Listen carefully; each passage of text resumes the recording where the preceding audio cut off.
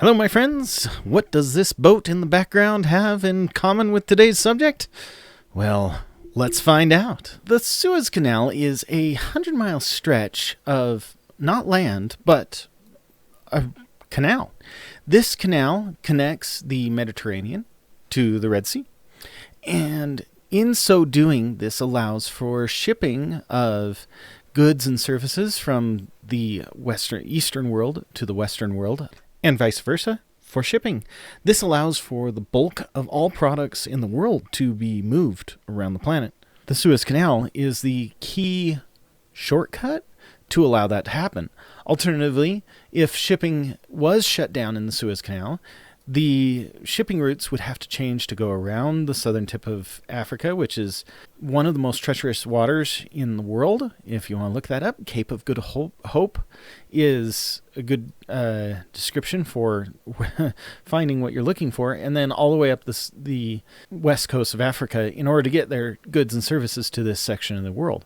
When we had a shutdown of the first 20 miles of the Suez Canal, we were in trouble. The world economy suffered, and that shutdown was caused by the largest cargo ship in the world, which is the Ever Given, owned by Evergreen, which makes it really hard, the Ever Given by Evergreen. Try saying that 10 times fast. It had an incident a couple of months ago at the filming of this video in this area of the Suez Canal, which is the 20-mile first stretch, which does not have dual lane opportunities. Like this section, they can do a northbound and a north-southbound section to the canal. And while they have a tiny section similar to the first, I think they mentioned in the documentaries and stuff that this area is deeper and a little bit wider, which would allow for getting a boat unstuck, but this section is still a little bit underdeveloped, and they want to design and build a second canal for alternative traffic. That being said, when the Ever Given got stuck, it shut down shipping throughout this entire 100-mile stretch because there was no other way around it. And so let's go take a look at it in flight. Okay, so we are just about to the canal right now. It is right over here on the right of me. Now, the fascinating thing about this canal is, as we discussed, it is the bloodline cargo system that helps reduce costs all over the planet and makes shipping faster in general. So when the Ever Given crashed, so to speak, well, not so much crashed, but got stuck in this canal, it was devastating to the world economy. And we were worried about many things going wrong, especially since the Ever Given also, in addition to normal cargo, had live cargo. And that livestock was pretty much on a timer that made it so that if it stayed stuck any longer than the 6 days that it was stuck, we would have had some pretty nasty problems. And this section of the 100-mile long canal to the first major junction, which is that lake right over there, is only 20 miles. Yeah, it's a little bit less than 20 miles, but 20 miles is a good round number to work with. And the Ever Given, you have to keep in mind, is pretty much, if you were to stand the Ever Given on its end, it would be as tall as the main building portion of the Empire State Building. The antennas on top of the Empire State Building exceed the length of the Ever Given, so it is just a little bit in between there. That being said, that is one of the largest cargo ships to date. At the making of this video, that is the largest cargo ship in the world. And for what kind of eventually caused the Ever Given to get, I'm going to call it jackknifed, in the canal, it was high winds that day. The Ever Given was fully laden with cargo, and while they were trying to navigate the portion of the canal that is the deepest, that allows for the large ships to go through, they had to evacuate all the other ships out of the canal because the Ever Given was just so large. And the larger ships do kind of get priority over singular use of the canal, and so they have to kind of treat it as like a one-way lane that they reverse with every couple of hours or something like that.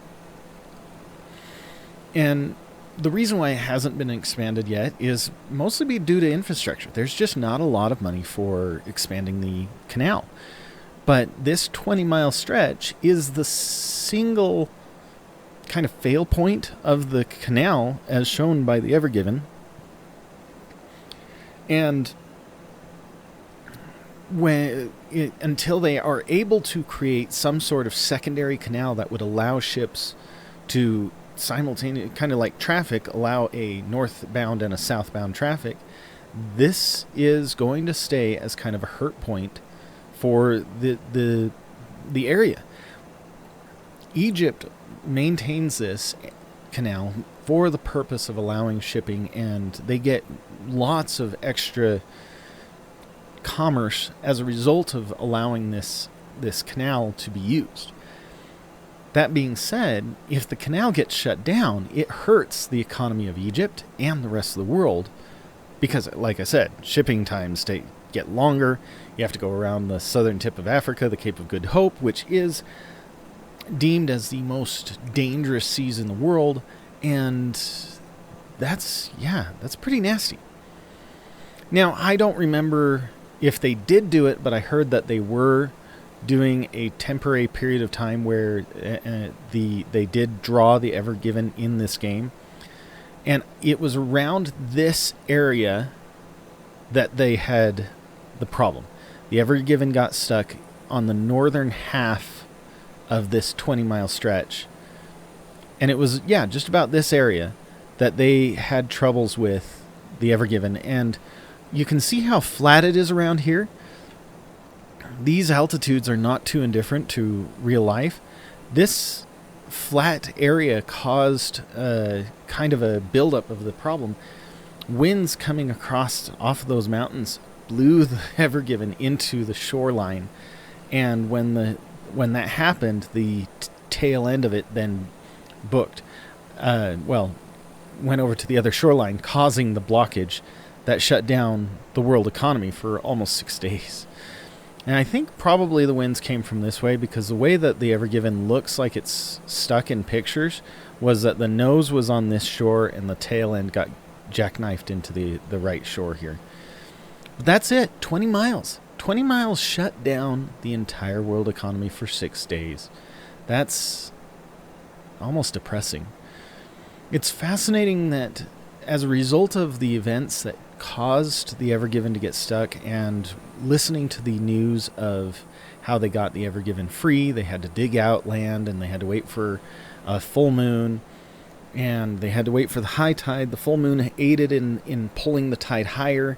It happened to be that in that the end of that 6-day period, the moon actually was closer to the Earth than usual, and so it created more gravitational force lifting the water towards it, and resulted in allowing to float the Ever Given away from the shores. And they got it into this area, this bay, where they kind of anchored it for a few days while they did inspections to make sure that by hitting the land, they didn't compromise the boat in any way, shape, or form. Because, I mean, you want to take care of the largest cargo ship in the world. It's a pretty big investment to build one. But that being said, this is a fascinating canal, and I hope one day that I get a chance to maybe take a cruise through the Suez Canal and throughout the Mediterranean. This is all we're going to fly of the Suez Canal today. 100 miles is quite a distance. This big lake here allows for more passage, and they can do dual directional passages. The second half, or the northern half of the Suez Canal, has 2 lanes, and which again allows for north and south traffic simultaneously, with only a small stretch of like 5 miles or so of extra wide and deepened canal area for that they couldn't do 2 lanes in yet. But I'm pretty sure that's coming. Anyway, that'll do it for us today. Have a wonderful day. Bye-bye.